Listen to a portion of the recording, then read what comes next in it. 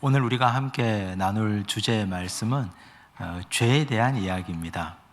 사실 공동체를 파괴하는 것들이 여러 가지가 있는데 그 중에 가장 심각한 문제가 죄 문제 아니겠습니까? 세상의 공동체는 다양한 형태로 파괴되지만 하나님의 공동체, 교회 모임이 파괴되고 병들고 문제가 생기는 까닭은 사실은 죄 문제입니다.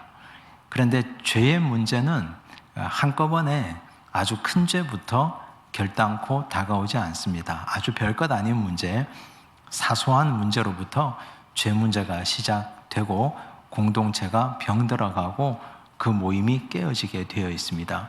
오늘 우리가 읽은 이 말씀 통해서 공동체를 파괴하는 죄가 얼마나 무서운 것인지, 우리는 그 죄로부터 과연 자유로운가, 우리 스스로를 살피는 시간이 되기를 바랍니다. 낮 시간에 옛날 이야기를 하나 들려드렸는데 저녁 시간에는 동화를 하나 들려드리려고 합니다. 옛날 이야기나 동화나 거의 비슷한데 두더지 이야기입니다. 옛날에 두더지가 딸을 하나 낳았습니다. 두더지가 딸을 낳았는데 그 엄마 두더지가 보기에는 자기 딸이 천하절색입니다. 얼마나 이쁘겠습니까? 곱게 키우고 귀하게 교육하고 잘 먹이고 잘 입혀서 이제 결혼 정년기가 됐습니다. 시집을 보내고 싶은데 내 딸을 세상에서 가장 멋진 신랑에게 시집 보내고 싶습니다. 엄마의 마음이 그렇지 않습니까? 부모의 마음이 다 그렇습니다. 그런데 세상에서 가장 멋진 신랑감을 찾으려고 하늘을 보니 저 중천에 해가 떠 있습니다. 저 햇님에게 내 딸을 시집 보내고 싶다 해서 이 어머니가 어머니의 열심으로 햇님을 찾아갔습니다. 자기 딸 자랑을 막 합니다. 이런 장점이 있습니다. 이렇게 내가 잘 길렀고 교육시켰으니 내 딸을 아내로 맞이해 주십시오 했더니 햇님이 이야기합니다. 사실은 당신이 볼 때는 내가 세상에서 가장 강한 존재 같지만 나보다 강한 존재가 있습니다. 그랬더니 이 두더지가 놀랍니다. 어떻게 햇님보다 더 강한 존재가 있습니까? 구름입니다. 구름이 나를 가리면 나는 꼼짝도 못합니다. 열도 발산할 수 없고 에너지도 발산할 수 없습니다. 그 말을 듣고 나니까 그런 것 같습니다. 그래서 이 어머니가 구름을 찾아갔습니다. 또다시 구름에게 똑같이 딸의 장점을 PT를 합니다. 막 보여줬습니다. 내 딸을 아내로 맞이해달라고. 구름이 이야기합니다. 다 맞는 말인데 사실은 나보다 더 강한 존재를 제가 소개하겠습니다. 바람입니다. 바람이 나를 불면 나는 쫓겨갈 수밖에 없습니다. 바람에게 가서 알아보십시오. 바람에게 갔죠. 또 바람이 또 이야기합니다. 세상에 나보다 더 강한 놈이 있다고. 그 놈이 누구냐 그랬더니 저기 땅에 있는 저 담벼락이라고 말합니다. 내가 열심히 부는데 바람을 아무리 불어도 저 담벼락이 꼼짝도 하지 않으니 저놈이 가장 강한 것 아닙니까? 저 담벼락에 가서 물어보십시오. 정말 그런 것 같습니다. 그래서 이 두더지 어머니가 담벼락을 찾아갔더니 담벼락이 화들짝 놀랍니다. 너무너무 놀랍니다. 왜 놀랐느냐? 나는 너 같은 두더지 때문에 살 수가 없다고. 지금 땅을 계속해서 파서 이제는 곧 넘어지게 됐다고. 세상에서 가장 강한 존재는 두더지라고. 그래서 이 두더지 엄마가 드디어 깨달았습니다. 그렇구나. 우리 이웃집에 있는 그 두더지 총각이야말로 진실로 내 딸의 훌륭한 신랑감이로구나. 그렇게 깨닫고 이 두더지 엄마가 옆집 총각에게 청혼을 했다는 이야기입니다. 그래서 이 두더지 처녀는 두더지 총각을 만나서 행복하게 잘 먹고 잘 살았습니다. 어린아이 동화책 이야기입니다. 그런데 이 동화책이 주는 교훈이 남다릅니다.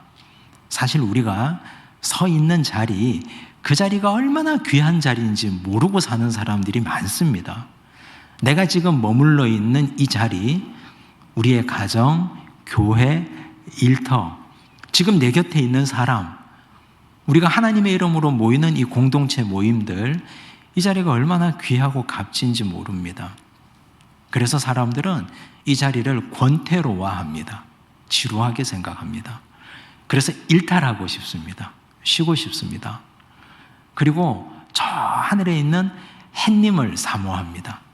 근데 사실 생각해 보십시오. 만약에 두더지 처녀가 햇님과 결혼했다면 어떻게 됐을까요?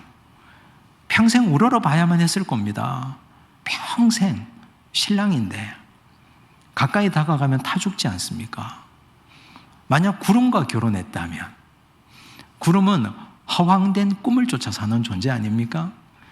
바람과 결혼했다면 그 말할 것도 없습니다. 평생 바람이 끊이지 않았을 겁니다. 담벼락과 결혼했다면 이 벽창호 같은 인간하고 어떻게 삽니까? 말도 통하지 않는데 그런 인간하고. 그래서 사실 내가 서 있는 이 자리, 내가 함께 머물러 있는 이 자리가 세상에서 정말 귀하고 값집니다. 그 자리를 사모하고 그 자리를 나에게 주신 하나님께 감사하는 것이 죄짓지 않는 가장 중요한 지름길입니다. 오늘 우리가 읽은 이 본문 말씀의 시작이 바로 이와 같습니다. 1절 말씀 함께 보시겠습니다. 함께 읽습니다.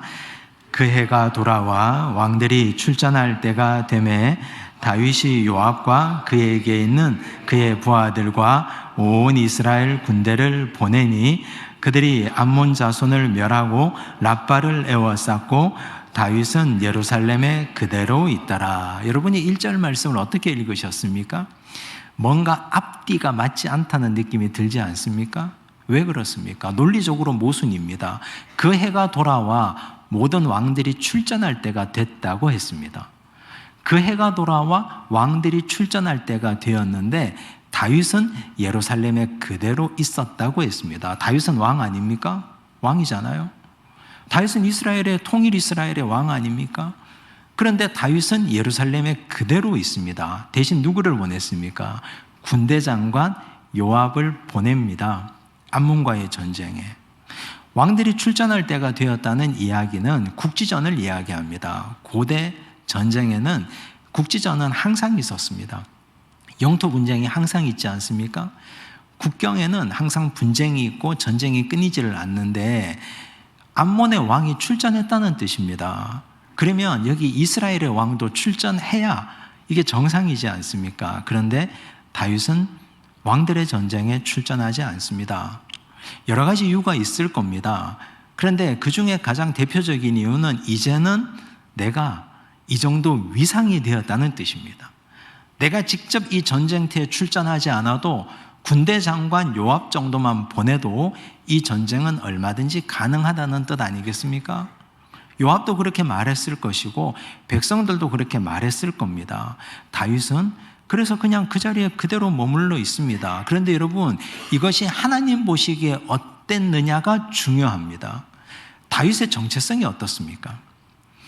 여러분들 사무엘하 7장 말씀을 읽어보면 이런 얘기가 나옵니다. 하나님께서 다윗에게 나단을 통해서 하신 말씀입니다. 내가 너를 목장 곧 양들을 따르는 곳에서 데려다가 이스라엘의 주권자로 삼았다는 말씀이 나옵니다. 그러면 하나님께서 다윗을 보시는 다윗의 정체성은 목자입니다. 그는 왕이지만 왕이 아닌 사람입니다. 기존의 왕들과는 전혀 개념이 다른, 하나님께서 보실 때는 이스라엘의 목자로 삼았습니다. 여러분, 목자가 양들을 자기 마음대로 할 수 있습니까? 할 수 없습니다. 왜냐하면 목자는 목자장이 있습니다. 자기보다 더 상위의 존재가 있다는 말입니다. 그분이 목자장입니다.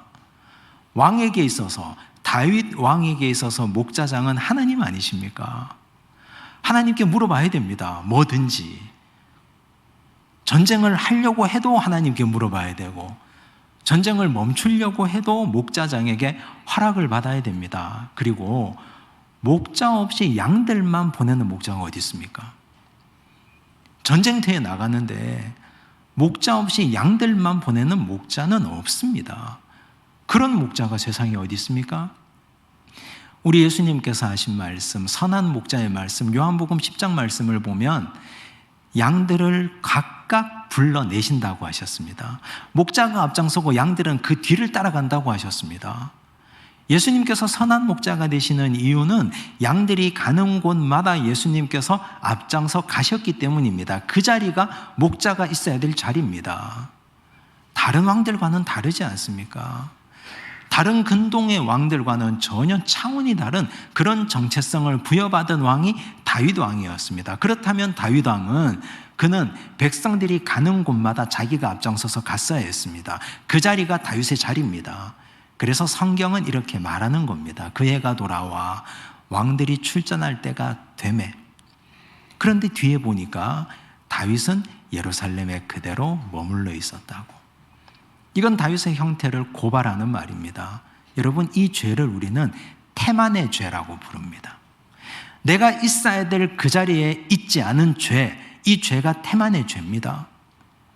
내가 있어야 되고 머물러야 할 그 자리에 있지 않은 그 태만의 죄로 말미암아 그 이후에 우리가 오늘 읽어본 사무엘하 11장 말씀에 어마어마한 죄들이 들어오지 않습니까?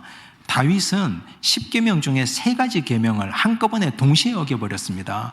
간음하지 말라, 간음죄 어겼습니다. 내 이웃의 집을 탐내지 말라, 내 이웃의 아내나 내 이웃의 남종이나 여종이나 육축을 탐내지 말라. 그 10계명의 10번째 계명도 어겼습니다. 살인하지 말라, 살인죄도 어겼습니다. 한순간 간음의 죄가 한 번에 범해지는 게 아닙니다. 사람을 죽이는 살인죄가 한 번에 범해지는 게 아닙니다. 10계명의 10가지 계명 가운데 3가지를 단숨에 범해버리는 것, 그 첫 출발이 내가 있어야 될 그 자리에 머물지 않았기 때문에, 내가 서 있어야 될 그 자리에 가지 않았던 태만의 죄, 이 죄가 이런 어마어마한 죄를 만든 것 아닙니까? 여러분, 우리가 큰 죄와 작은 죄가 따로 존재하지 않습니다. 아주 자그마한 틈에서부터 이 어마어마한 죄가 들어옵니다. 그래서 사탄은 우리의 태만을 노립니다. 여러분, 태만이라고 하는 것이 그냥 드러누워 있는 게 태만이 아닙니다. 나의 정체성을 망각하는 게 태만 아닙니까? 여러분, 어떤 정체성을 가지고 계십니까? 2025년 시작하시면서 하나님께서 우리 각자에게 주신 사명의 자리들이 있지 않습니까? 하나님께서 우리에게 주신 직분의 자리들이 있지 않습니까? 그 자리를 성실하게 지키는 것, 그게 1번입니다. 그런데 우리는 항상 잘하려고 합니다. 잘하려고. 근데 잘하는 것보다 더 중요한 게 있습니다. 훨씬 더 중요한 건 그냥 그 자리에 있는 게 더 중요합니다. 잘하는 건 그 다음 문제입니다. 나보다 더 잘하는 사람들이 훨씬 많습니다. 그런데 그냥 그 자리에 있어 주는 것만으로, 내가 그냥 그 자리에 지켜오고 그 자리를 몸을 담고 있는 것만으로 하나님께서 우리로 하여금 은혜를 주시고 나를 지켜보는 사람들에게 은혜가 흘러가게끔 만들 줄로 믿습니다. 여러분, 제가 이제 올해로 담임 목회 10년 차에 접어들었는데 가장 힘든 게 뭐냐? 사람들이 묻습니다. 목사님은 담임 목회를 하면서 제일 힘든 게 뭡니까? 묻습니다. 뭐 신방이 힘드십니까? 설교 준비가 힘듭니까? 혹은 목사님을 힘들게 하는 성도들이 힘듭니까? 등등의 힘든 이야기를 합니다. 근데 저는 정말 제가 개인적으로 가장 힘든 건 예배 시간에 제일 앞자리에 앉아있는 게 제일 힘듭니다. 그 자리를 지키는 게 정말 힘듭니다. 저 투쟁하는 겁니다. 왜냐하면 제가 잠이 많거든요. 그냥 잠이 많은 게 아니라 예배 시간에도 잘 졸거든요. 제가 청년 때부터 예배 시간에 앉으면 정말 많이 잤습니다. 조는 게 아니라 잤습니다. 저 뒷자리에 앉아가지고 졸고 있는데 저희 어머니가 여기 성가대 자리에서 앉아서, 어머니가 예배를 못 드리고, 우리 어머니가 대구 사람이니까 아이고 저거 어쩌노, 아이고 저거 어쩌노. 끝나고 나면 맨날 불려가가지고 혼나고, 맨날 불려가서 혼나고. 그런데 전 걱정이 됐습니다. 부목사 생활할 때야 숨어서 졸아도 되는데, 뒷자리에 앉아서 조는 척 안 조는 척 졸아도 되는데, 그런데 담임 목회하면 그래도 앞자리에 좀 앉아야 되고 그래도 예배 시간에 졸면 성도들에게 은혜가 안 되는데, 그래서 여러 가지 방법을 썼습니다. 일단은 물을 많이 먹고 오자. 화장실을 가고 싶어서 졸리지 않게 해보자. 그것도 해봤고요. 커피도 열심히 먹고 앉아있어 보고 투쟁을 하는 겁니다. 그냥 여러모로 열심히 10년째 투쟁하니까 한 5년쯤 지나니까 이게 되더라고요. 한 5년쯤 지나니까 서서히 그냥 그 자리에 앉아있는 게 얼마나 힘든 일인지 모릅니다. 제가 몸으로 경험하고 있습니다. 여러분 아마 느끼실 겁니다. 우리 장로님들, 우리 중직들, 날씨가 영하 12도인데 신년 말씀 잔치에 내가 가서 그 자리에 앉아 있어야 되는데 앉아있는 게 얼마나 힘든지, 내가 교회 중직이고 교회 그래도 어른인데 그 자리 지키고 앉아 있어야 하는데, 그러면 와서 있어야 됩니다. 그 자리를 지키고 있어야 됩니다. 내가 어떤 봉사 자리에, 내가 어떤 섬김의 자리에 섬김의 일을 맡았다면 잘하지 못해도 괜찮습니다. 능력의 문제는 그 다음의 문제입니다. 달란트 비유 아시지 않습니까? 5달란트 받은 자나 2달란트 받은 자나 칭찬하는 단어는 똑같습니다. 여러분 마태복음 25장 찾아보십시오. 5달란트 받아서 5달란트 남긴 자나 2달란트 받아서 2달란트 남긴 자나 우리 주님께서 칭찬하시는 말씀은 똑같습니다. 토시 하나 틀리지 않습니다. 능력은 중요하지 않습니다. 하나님 나라에서 중요한 건 내가 그 자리를 지키느냐 지키지 않느냐. 이스라엘 백성들 출애굽할 때 하나님께서 40년 동안 다양한 방식을 훈련을 시키셨는데 그 중에 2가지를 들면, 첫째는 만나와 메추라기 훈련입니다. 저는 그런 생각을 했거든요. 하나님도 귀찮고 받아먹는 이스라엘도 귀찮고 알약 하나만 딱 먹이셔서 그것 먹고 나서 40년 동안 먹지도 않고 하나도 안 먹으면 화장실 안 가도 되잖아요. 상상을 좀 해보면 사막에 아무것도 없지 않습니까? 칸막이도 없지 않습니까? 어디 가서 변을 봅니까?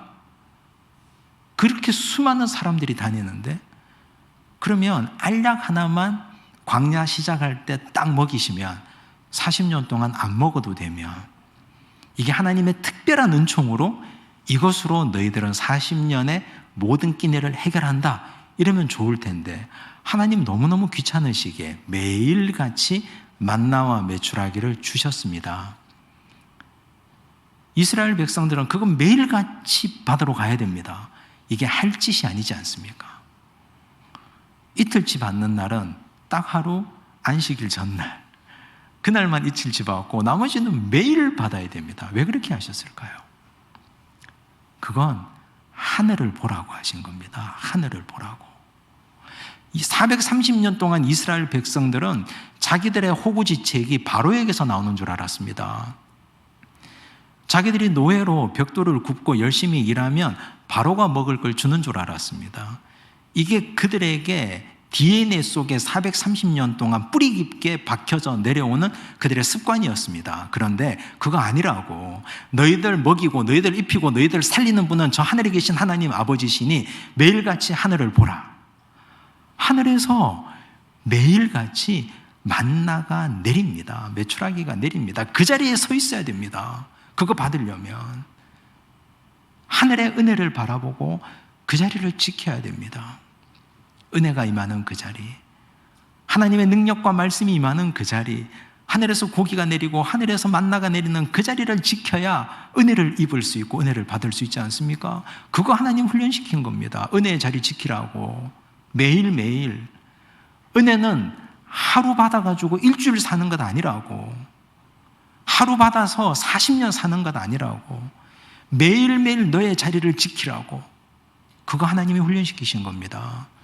2번째, 구름기둥과 불기둥의 훈련입니다. 여러분, 구름기둥의 훈련이 뭡니까? 그냥 이스라엘 백성들 더우니까 구름기둥으로 해를 가려주신 것, 그건 그들에게 주신 특별한 은총 아닙니까? 그런데 구름기둥에 사인이 있습니다. 구름 기둥이 움직여야 이스라엘이 움직일 수 있습니다. 구름 기둥이 멈춰야 그들이 멈출 수 있습니다. 그런데 이게 우리 사인과 다릅니다. 나는 오늘 너무 피곤해서 행군하기 싫습니다. 그냥 여기서 좀 쉬고 싶습니다. 그런데 구름 기둥이 멈추질 않아요. 계속 가요. 계속. 멈추면 어떻게 됩니까? 구름 기둥이 그냥 가버리고 나만 멈추어 있으면 해가 나를 쫓을 거 아닙니까? 직사광선에 노출될 것 아닙니까? 그러면 사막에서 타 죽는 겁니다. 따라가야 됩니다. 그냥. 나는 이제 달리고 싶습니다. 좀 더 가고 싶습니다. 그런데 구름 기둥이 멈춰서 꼼짝도 하지 않습니다. 그러면 나는 어떻게 해야 됩니까? 그냥 그 자리에 멈춰 있어야죠. 구름 기둥이 움직이고 구름 기둥이 멈추고에 따라서 나의 행동도 거기에 따라 결정되는 것, 하나님이 그거 가르치신 겁니다. 하나님의 말씀에 따라 말씀이 머무는 자리에 머물고 말씀이 가라 하면 가라고, 너의 자리는 말씀과 함께하는 자리라고. 그거 40년 동안 훈련시킨 겁니다. 단순하지 않습니까? 반복 훈련시켰습니다. 40년 동안. 그런데 이스라엘 백성들이 구름 기둥과 상관없이 자기 마음대로 멈춰버린 사건이 있습니다. 민수기 25장을 보면 이스라엘 백성들이 시딤에 도착했습니다. 그런데 시딤에 도착했는데 그냥 거기 머물러 있었습니다. 구름 기둥이 멈추지도 않았는데, 그랬더니 모압 여자들과 음행하기 시작합니다. 그걸 보면 왜 멈췄는지 아시겠죠? 모압의 여성들이 이스라엘 백성들을 미인계로 유혹합니다. 이스라엘 백성들이 암몬을 어떻게 박살내는지를 봤거든요. 시온을 어떻게 깨부수는지 봤거든요. 그러니까 모압이 수를 쓴 겁니다. 여성들을 통해서 미인계를 씁니다. 그들과 음행하기 시작합니다. 구름 기둥과 상관없습니다. 구름 기둥은 저만치 갔는데 그냥 멈춰버렸습니다. 음행으로 끝입니까?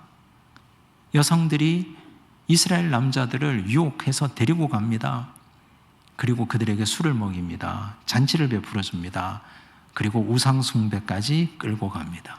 음행, 우상숭배. 하나님은 진노하셨습니다. 거기에 전염병을 내립니다. 24,000명이나 죽어나갑니다. 여러분, 우리가 있어야 될 자리에 있지 않으면, 하나님께서 가라고 한 그 자리에 가지 않으면, 하나님께서 멈추라고 하지 않았는데도 내 욕망을 따라, 내 의지를 따라, 내 생각을 따라 그냥 그 자리에 멈춰버리면 그게 죄가 된다는 사실입니다. 이스라엘 백성들 40년간 훈련시킨 게 그 훈련 아닙니까? 여러분, 우리가 그렇게 훈련받고도, 우리가 그렇게 하나님의 말씀대로 쓰임받고 훈련받고도 여전히 우리는 내 욕심대로 합니다. 다윗처럼 왕이시여, 이제는 나가지 않아도 됩니다. 이제는 그냥 이 자리에 머물러 계십시오. 그 말에 그냥 취해서 그냥 그 자리에 머물러 있습니다. 그런데 여러분, 그때까지 다윗이 알았을까요? 이게 얼마나 무서운 죄를 불러온다는 사실을. 여러분, 태만의 죄는 무서운 죄입니다. 성도로서 반드시 내가 있어야 될 자리를 지켜주시기 바랍니다. 우리가 있어야 될 모임의 자리를 지켜주시고, 내가 있어야 될 기도의 자리에서 기도하는 자들이 되셔야 되고, 내가 있어야 될 말씀의 자리에서 말씀 읽는 자들이 되셔야 됩니다. 그래야 거기에 악한 사탄이 틈타지 않습니다. 여러분, 이제 다윗에게 사탄이 본격적으로 틈탑니다. 2절을 보십시오. 함께 읽습니다. 저녁 때에 다윗이 그의 침상에서 일어나 왕궁 옥상에서 거닐다가 그곳에서 보니 한 여인이 목욕을 하는데 심히 아름다워 보이는지라. 딱 생각나는 게 있죠. 요한일서 2장 16절. 이 세상에 있는 모든 것은 육신의 정욕과 안목의 정욕과 이생의 자랑이다. 안목의 정욕이 자신에게 쑥 들어온 겁니다. 여러분, 보는 것 대단히 무서운 것 아닙니까? 정말 이 말씀 그대로입니다. 이 세상에 있는 모든 것이 그렇습니다. 우리 육신의 정욕입니다. 보는 것의 정욕입니다. 이생의 자랑입니다. 사람들은 그걸 채우기 위해서 일합니다. 내 육신의 욕망을 채우기 위해서 열심히 돈 벌고 일합니다. 신앙이 없는 사람들은 내 눈에 보기 좋은 것을 이루고 그걸 위해서 내 몸을 불태우고 최선을 다해서 살아갑니다. 이생의 자랑거리를 만들기 위해서 지금도 열심히 동분서주 분주하게 뛰어다니지 않습니까? 그런데 이 안목의 정욕이 우리에게 시험거리로 다가옵니다. 여러분, 보는 것은 무서운 겁니다. 지금 다윗에게도 한 여인이 저 건너편에서 목욕하는 것이 보였습니다. 눈을 가지고 있는데 그게 안 보이면 비정상이죠. 보이는데 그거 어떻게 하겠습니까? 그런데 이게 나에게 시험거리라는 걸 인지하고 있어야 됩니다. 오침하다가 오후 늦게 일어나서 왕궁 옥상을 거닐다 보니 태만한 왕의 눈에 보이는 것이 여인의 목욕하는 자태입니다. 여러분, 사탄은 우리 예수님도 안목의 정욕으로 시험했습니다. 사탄이 예수님을 시험했던 세 번째 시험이 뭡니까? 마귀가 예수님을 데리고 산 높은 곳 꼭대기로 데리고 갑니다. 그리고 그곳에서 천하 만국의 영광을 보였다고 했습니다. 보여줬습니다.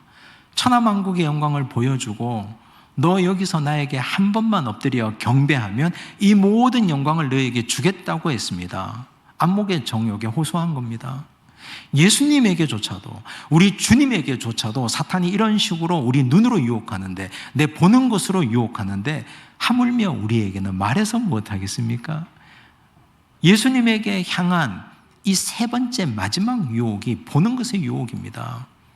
여러분, 우리 보는 것, 이거 그렇다고 눈 감고 다닐 수는 없지 않습니까? 눈 뜨고 다니는데 보는 것의 유혹은 매 순간 찾아옵니다. 보는 것이 유혹이 됩니다. 안목의 유혹이 됩니다. 이게 시험이 됩니다. 그런데 중요한 것은 이 시험을 우리가 어떻게 다루느냐가 중요합니다. 주님 가르쳐 주신 기도에 보면 시험에 들지 않게 하옵시고 시험에 빠지지 않게 해달라고 기도하지 않습니까? 우리 예수님께서 제자들에게 기도를 가르쳐 주실 때 시험에 들지 않게 해달라고 기도하라 그랬습니다. 그게 무슨 말입니까? 시험은 우리에게 안목의 정욕으로 매 순간 찾아옵니다. 하루에도 12번 찾아옵니다. 여러 가지 시험거리들로 우리 눈을 괴롭히고 어지럽힙니다. 그런데 문제는 그걸 잡아버리면 죄가 됩니다. 이걸 내가 잡는 순간 죄가 되는데 흘려보내야 됩니다. 떠나보내야 됩니다. 눈을 가지고 태어난 연약한 인간이기 때문에 보는 것, 우리 눈앞에 수백 가지 수천 가지가 흘러가지만 그걸 붙잡는 순간 죄가 된다는 뜻입니다. 다윗은 이 순간 어떻게 해야 되었을까요? 아, 나의 눈이 지금 시험에 들어가고 있구나. 말을 준비하라. 내가 전쟁터로 다시 나가겠노라 하고 말을 달려서 암몬과의 전쟁터로 나가면 시험을 붙잡는 게 아니죠. 시험을 이기는 거죠. 아니면 나단 선지자를 불러와라. 예배를 드리고 말씀을 들어야 되겠다.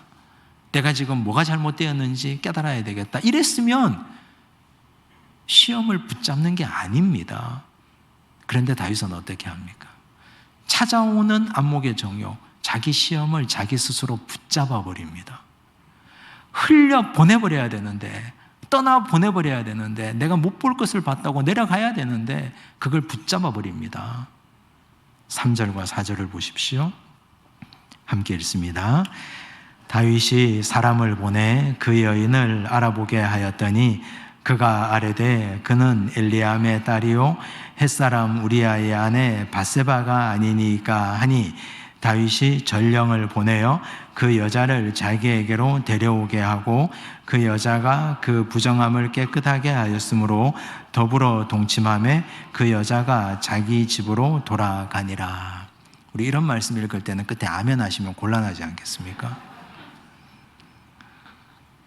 사실 시험이 찾아왔는데 그 시험을 다윗은 이런 식으로 붙잡았습니다. 여인이 누군지 알아보라 했습니다. 알아볼 수 있죠.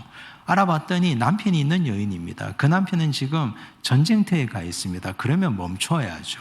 그럼 깨달아야죠. 자신의 이 죄성과 자신의 교만함과 자신의 이 연약함을 하나님 앞에 회개했어야죠. 그런데 거기서 더 나갑니다. 데려오라 합니다. 그리고 동침해 버렸습니다. 간음의 죄를 범한 겁니다. 여러분, 간음이라는 것은 어마어마한 큰 죄 아닙니까? 무지무지하게 큰 죄 아닙니까? 10계명 중에서도 정말 큰 죄 아닙니까? 그런데 이런 죄가 첫 시작이 태만이었습니다. 시험거리가 찾아오는데 그 시험거리를 다루지 못하고 그 시험을 손으로 붙잡아 버린 것이 간음의 죄까지 나아갑니다. 여러분, 이제 우리가 어떻게 해야 되겠습니까? 우리 눈에 파수꾼을 세워야 됩니다. 우리 마음에 파수꾼을 세워야 됩니다. 하나님의 말씀으로 우리를 무장시켜야 됩니다. 우리 공동체가 함께 내가 서 있어야 될 자리를 항상 기억하고 깨닫고, 오늘 나는 내가 있어야 될 자리에 있었는가, 내 일터를 내가 성실하게 지켰는가, 내 기도의 자리를 내가 제대로 지켰는가, 하나님의 말씀의 자리를 내가 지켰는가, 이거 항상 점검해야 됩니다. 그렇지 않으면 이런 죄는 순식간에 찾아옵니다. 다윗이 얼마나 위대한 왕입니까? 이스라엘 백성들이 가장 사랑하는 왕이 아닙니까? 하나님께서 정말 기뻐하시는, 하나님께서 정말 제대로 훈련시켜서 통일 이스라엘의 왕으로 삼은 왕입니다. 그런데 이 왕이 이런 식으로 속절없이 무너져 버리는 것은 바로 태만으로부터 시작되었다는 사실을 기억하셔야 됩니다. 그런데 여기서 그치지 않습니다.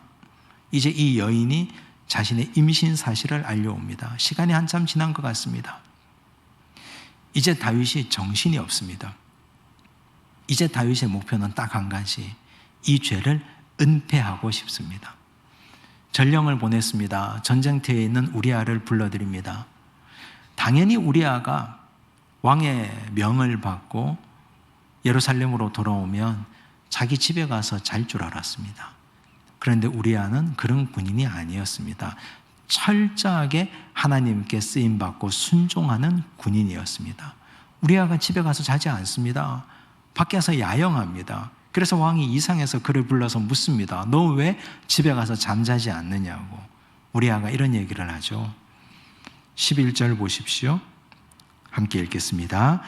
우리아가 다윗에게 아르되, 언약궤와 이스라엘과 유다가 야영 중에 있고 내 주 요압과 내 왕의 부하들이 바깥들에 진치고 있거늘 내가 어찌 내 집으로 가서 먹고 마시고 내 처와 같이 자리이까? 내가 이 일을 행하지 아니하기로 왕의 살아계심과 왕의 혼의 살아계심을 두고 맹세하나이다 하니라. 여러분, 이 말은 우리아가 한 말입니다. 그런데 사실 이 말은 우리아의 입을 통해서 하나님께서 다윗에게 주신 책망입니다. 언약궤가 지금 밖에 있고 이스라엘의 모든 백성들, 내 동료들이 전쟁터에 있는데 내가 어떻게 여기 와서 먹고 마시고 내 처와 함께 자겠습니까? 하나님께서 다윗 들으라고 하시는 책망입니다. 여러분, 우리가 죄를 짓는데요, 죄를 향하여 쭉 달려가다가 보면 나중에 시간이 지나서 나의 죄 지은 장면들을 한번 반추해 보시면 하나님께서 말씀하셨던 장면들이 있습니다. 멈추라고, 너 그렇게 하면 안 된다고. 하나님께서 사건을 통해서 우리에게 말씀하셨건, 하나님께서 다른 사람들의 입을 통해서 나에게 말씀하셨건, 하나님이 우리에게 개입하신 장면들이 있습니다. 그걸 우리가 예민하게 캐치해내는 것이 영적인 능력입니다. 그게 실력입니다. 그런데요, 사람들은 이 죄를 짓다 보면 시야가 좁아집니다. 딱 한 가지밖에 보이지 않습니다. 하나님의 말씀 들리지 않습니다. 우리아의 이야기 들리지 않습니다. 오직 한 가지 목적밖에 없습니다. 다윗에게는 지금 이걸 은폐해야 되는 목적. 만약에 여기서 다윗이 멈췄다면, 여기서 멈추고 그가 하나님 앞에 철저하게 회개했더라면 이걸로 끝났습니다. 간음으로 끝났습니다. 회개하고 끝났습니다. 살인까지는 나가지 않았습니다. 그런데 멈추지 않습니다. 우리가 아는 다윗이 시편 150편 가운데 73편이나 지었고 분별력과 영성이 깊고 탁월한 다윗이 왜 이런 짓을 했을까? 이걸 우리는 인지부조화라고 부르고 싶습니다. 생각이 좁아지고 자신의 마음과 생각이 너무너무 시야가 좁아지는 겁니다. 딱 한 가지 목적밖에 보이지를 않습니다. 그래서 이제 그는 결심합니다. 우리아를 전쟁터 제일 앞에 보내서 죽여버리려고. 여러분, 제가 이런 경험을 비슷하게 한 적이 있습니다. 과거에 고등학교 3학년이 되는 고2 겨울에, 그때는 학원도 거의 없었고 과외는 금지 시절이었고 열심히 도서관에 가서 공부를 하는데 겨울방학 때 도서관에 가서 공부 열심히 했습니다. 그러다가 집에 돌아오는 길에 버스 정류장으로 오는 길에 오락실이 많았습니다. 대구 시내 동성로를 가로질러 오다 보면 50원 넣고 오락하는 오락실이 많았습니다. 오락실에 갔습니다. 1,000원짜리를 50원짜리 20개로 바꾸고 50원을 넣고 열심히 오락을 했습니다. 큰 가방을 오락기 위에다가 올려놓고 열심히 오락을 하고, 나름의 스트레스가 있으니까 그 스트레스를 풀려고 열심히 오락을 합니다. 그런데 돈 다 쓰고 일어나니까 가방이 없는 거예요. 위에 가방이 없어요. 근데 그때는 참 없던 시절이라서 가방도 훔쳐갔습니다. 근데 보통 도둑들이 가방을 훔쳐가면 그 안에 참고서도 있고 책이 있지 않습니까? 성문종합영어도 있고 수학 정석도 있고, 그런 책들을 헌책방에 가서 팝니다. 자, 이제 그때부터 저의 유일한 한 가지 생각은 이걸 집에 가서 어떻게 말하나. 집에 가서 말해야 되는데, 아버지, 제가 오락실에 가서 오락 열심히 하다가 책가방 도둑 맞았습니다 하면 우리 아버지 성격에 두드려 맞겠죠. 저희 할머니도 계셨는데 맞겠죠. 어머니한테 핀잔 듣겠죠. 이게 체면이 말이 아니지 않습니까? 이제 곧 설날도 다가오는데 친척들에게 또 우리 어머니가 오셔서 또 이런 얘기 저런 얘기 하면 맨날 욕 듣겠죠. 그래서 일단은 이 위기를 모면해야 되지 않습니까? 그래서 책이라도 좀 찾자. 그래서 그때부터 제가 헌책방을 뒤지고 다니기 시작합니다. 아니, 고3인데 이제 공부해야 되는데, 아니 집에 가서 아버지에게 말하면 혼나고 두들겨 맞고 가방 사주시고 새 책 사주시고 공부나 열심히 하라 할 텐데, 그런 생각은 온데간데 없고 이 위기를 모면해낸다는 생각밖에 없습니다. 일주일 내내 헌책방 뒤지고 다니는데 그걸 제가 찾겠습니까? 당연히 못 찾죠. 못 찾습니다. 그 다음에는 거짓말을 하는 겁니다. 어떤 거짓말을 했느냐? 아버지, 제가 도서관에서 책을 쫙 펼쳐놓고 공부를 열심히 하다가 밑에 가서 점심 먹고 라면 한 그릇 먹고 오니까 이 도둑놈이 짐을 다 싸서 아주 알뜰하게 싸서 챙겨갔습니다. 그 얘기를 아버지에게 했어요. 아버지 그런 줄 알았죠. 지금까지 그런 줄 알고 계십니다. 지금까지도 그렇게 알고 계십니다. 근데 그 이야기를 제가 한 번만 했겠습니까? 저희 할머니에게도 해야 되고 저희 어머니에게도 해야 되고, 또 이제 곧 설날이 다가와서 겨울이었으니까 친척들이 오니까 우리 어머니가 아유 세상에 요즘 도둑놈들은 도서관에 있는 애 책도 훔쳐간다. 그럼 또 제가 또 그 얘기를 또 해야 되고 한 30번 40번 하다 보니까 진짜 사람이 어떻게 되냐 하면 정말 제가 오락실에서 책을 도둑 맞았는지 도서관에서 도둑 맞았는지 사람이 그렇게 되더라고요. 거짓말이 계속 똑같은 거짓말을 하다 보니까 이 거짓말 자기 세계 속에 내가 갇히는 걸 제가 경험했습니다. 그래서 정말 거짓말하는 사람이 자기들만의 거짓의 세계를 구축해 가는구나. 위선의 세계가 그렇게 해서 만들어지고 그 위선의 세계를 사람들 앞에 저렇게 뻔뻔하게 살아갈 수 있구나. 그걸 제가 어린 나이에 경험했습니다. 사람이 시야가 좁아집니다. 이걸 감추려고 하면, 이 위기를 내가 모면하라고 하면 그거 하나밖에 보이지 않으니까 여기서 멈추면 은혜를 입을 수 있는데, 여기서 멈추면 우리 아이의 입을 통해서 나오는 하나님의 말씀을 붙잡고 내가 하나님 앞에 엎드리고 눈물로 회개하면 하나님의 은혜를 입을 수 있는데 거기서 돌이키기가 쉽지 않습니다. 여러분, 이건 특별한 은혜가 있어야 됩니다. 그래서 저는 베드로가 정말 특별한 은혜를 입은 사람이라고 생각합니다. 왜냐하면 베드로가 예수님을 3번 부인했잖아요. 3번 부인하고 딱 돌아서는데 닭이 울었습니다.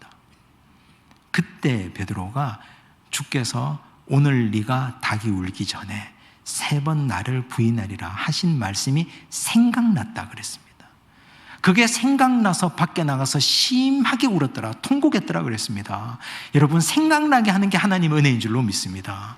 하나님은 우리에게 생각나게 하시고 우리를 깨닫게 하십니다. 생각나게 할 때 그때 그 생각 앞에 멈춰야 됩니다. 하나님께서 우리아를 통해서 다윗에게 말씀을 주실 때 생각나게 하라고, 너 깨닫게 하라고 주시는 말씀인데 그때 우리가 그 앞에 멈춰야 됩니다. 그래서 우리는 단 한 번의 설교 말씀도 허투루 들어서는 안 됩니다. 강단에서 주시는 목사님의 설교 말씀, 그 말씀이 죄를 향하여 달려가는 나의 발걸음을 멈추어 세우는 우리아의 입을 통해서 나오는 말씀인 줄 어떻게 알겠습니까? 말씀을 허투루 들어서 안 됩니다. 하나님께서 우리에게 주시는 그 한 말씀 한 말씀은 오늘 나를, 죄를 향하여 달려가는 나를 살리고 멈춰 세우는 능력과 은혜의 말씀이 될 줄로 믿습니다. 우리가 그 말씀을 붙잡아야 됩니다. 하나님은 여러 번 기회를 줍니다. 수없는 기회를 주시는데 시야가 좁아지니까 보이지 않고 들리지 않고 깨달아지지 않고 생각나지 않습니다. 결국 다윗은 살인의 죄까지 나갑니다. 14절, 15절을 보십시오. 함께 읽습니다. 아침이 되매 다윗이 편지를 써서 우리아의 손에 들려 요압에게 보내니 그 편지에 써서 이르기를 너희가 우리아를 맹렬한 싸움에 앞세워 두고 너희는 뒤로 물러가서 그로 맞아 죽게 하라 하였더라. 여러분, 얼마나 슬픈 일입니까? 우리가 아는 다윗이, 우리가 아는 위대한 왕이었고 위대한 장군이었고 위대한 시인이었고 정말 하나님의 사랑을 뜨겁게 받았던 이 다윗이 이런 식으로 무너지고 몰락하는 걸 우리가 눈으로 봅니다. 사실 다윗 인생의 정점은 사무엘하 10장까지입니다. 여기서부터 그의 인생은 내리막입니다. 여러분, 우리는 이 이야기를 여기서 끝내서는 안 됩니다. 왜냐하면 다윗의 이 죄는 자신의 죄로 그치지 않았습니다. 적어도 세 사람에게 영향을 주었습니다. 첫째, 요압이었습니다. 요압 장군은 이걸 다 알잖아요. 다윗의 편지를 받았지 않습니까? 그의 밀서를 받았지 않습니까? 전쟁터 제일 일선에 내보내서 돌에 맞아 죽게 하라. 봤습니다. 전쟁 끝내고 돌아왔습니다. 돌아왔더니 우리아의 아내 되었던 바세바가 왕의 아내, 왕비가 되어 있습니다. 마음속에 어떤 마음이 들까요? 왕을 존경하겠습니까? 왕의 말이 그 다음에 제대로 들리겠습니까? 그 다음부터 요압은 통제불능의 사람이 됩니다. 압살롬의 반란 때 다윗이 부탁합니다. 내 아들 압살롬을 너그러이 대해달라고. 요압은 듣지 않습니다. 상수리 나무에 머리가 걸린 압살롬을 요압이 가서 창으로 찔러 죽여버립니다. 다윗의 말이 통하지 않습니다. 다윗은 후계자를 이미 정해두었습니다. 솔로몬이었습니다. 그런데 요압은 솔로몬 편에 서지 않습니다. 아도니아의 반란 때 아도니아의 편에 서버립니다. 요압은 군대 장관입니다. 군대가 다윗 손에 들어오지 않았다는 얘기입니다. 군기가 문란해졌습니다. 요압 한 사람에게 미친 영향력이 이스라엘 군대 전군에 번지고 전군에 퍼져갔습니다. 한 사람의 죄가 요압 장군 한 사람을 시험에 들게 만들었고 요압 한 사람이 시험에 들므로 인해서 이스라엘 군대 전체 군기가 다 문란해져 버렸습니다. 이것이 죄의 영향력입니다. 두 번째, 그의 영향력은 암논에게 흘러갑니다. 다윗의 맏아들이 암논 아닙니까? 암논이 배다른 남매 다말을 짝사랑했습니다. 견딜 수 없이 사랑했습니다. 너무너무 좋아했습니다. 그런데 그는 거칠었습니다. 그의 마음을 표현하지 못하고 불러다가 겁탈해버립니다. 간음의 죄를 저지른 것 아닙니까? 자기 함부로, 위력에 의해서 그 여인을 함부로 해버렸습니다. 아버지 다윗이 이 사실을 들었습니다. 그런데 불러서 아들을 나무라지를 못합니다. 징계하지 못했습니다. 책망하지 못했습니다. 그를 귀양 보내지도 못했습니다. 한마디 말도 못했습니다. 왜 그렇습니까? 내가 간음죄를 범한 죄인인데, 내가 떳떳하지 못한데, 내가 하나님 앞에서 밧세바를 범한 죄인인데 내 아들이 저런 짓을 하는데 내가 어떻게 그에게 무슨 말을 하리요? 말하지 못합니다. 여러분, 그걸로 그치지 않습니다.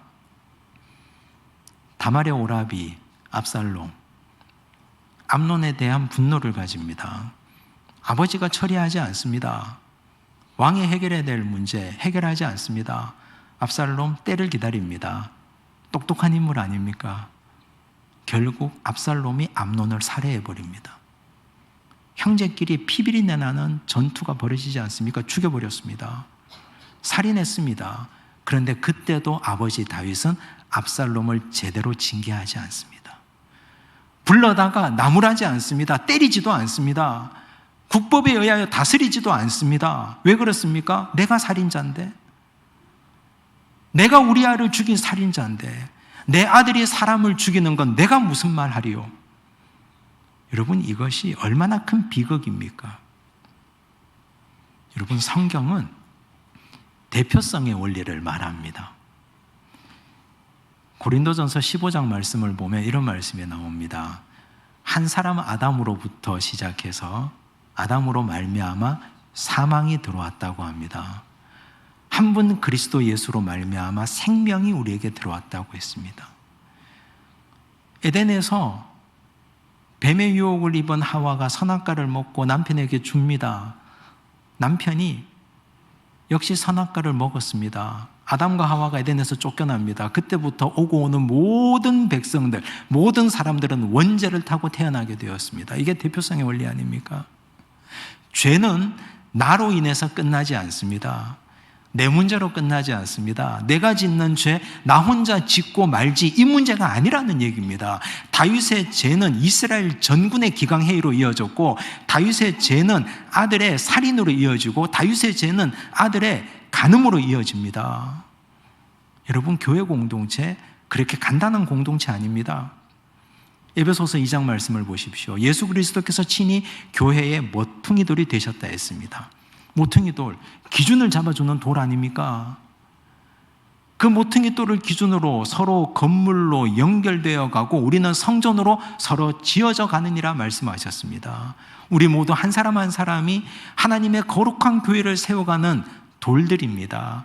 하나의 벽돌들 아닙니까? 내가 예수 그리스도처럼 반듯한 모퉁이돌, 그 옆에 우리도 반듯하게 서야 됩니다.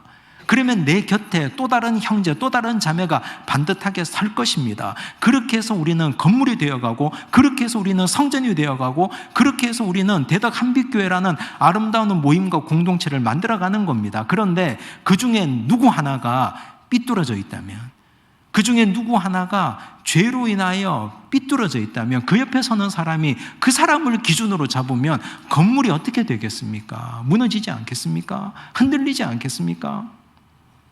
여러분, 오늘 나의 죄는 내 문제로 끝나지 않습니다. 내가 지은 죄는 우리 자녀들에게 흘러들어갑니다. 나의 죄는 우리 교회 공동체를 병들게 만듭니다. 그러므로 여러분, 우리는 죄에 있어서 경각심을 가져야 됩니다. 파수꾼 세워야 됩니다. 깨어 있어야 됩니다. 하나님의 말씀을 가지고 나를 매 순간 매 순간 들여다보고 돌이켜봐야 됩니다. 그래야 우리는 하나님 안에서 죄짓지 않고 믿음의 백성으로 올바른 모임을, 하나님께서 기뻐하시는 아름다운 교회 공동체를 세워가는 주님의 백성들이 될 줄로 믿습니다. 오늘 이 말씀 잘 기억하시기 바랍니다. 태만을 다스리시고 안목의 정욕을 다스리시고, 멈추어야 할 때 하나님의 음성을 듣고 멈추어 가시고, 나로 인해서 누군가가 또 다른 죄의 희생양이 되지 않도록 우리 스스로를 온전히 하나님 앞에 세워가셔서 아름다운 공동체의 주인공들이 되시기 바랍니다. 기도하겠습니다. 아버지 하나님, 감사합니다. 주여, 죄는 정말 별것 아닌 문제로 우리에게 들어옵니다. 우리가 있어야 될 자리에 있지 않을 때, 서야 할 자리에 서 있지 않을 때, 그때 죄가 우리 공동체에 들어오고 우리를 시험에 들게 하고 넘어지게 합니다.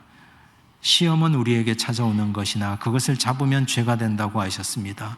주여, 우리가 시험에 들지 않도록 도우시고 죄를 붙잡지 않게 하여 주시옵소서. 말씀의 파수를 세우게 하시고 기도하는 자리에 서 있게 하여 주옵소서. 하나님께서 다양한 방식으로 우리를 이끌어 가시고 세워 가실 때, 말씀하실 때 그 말씀에 귀 기울이고 그 말씀을 듣게 하여 주시옵소서.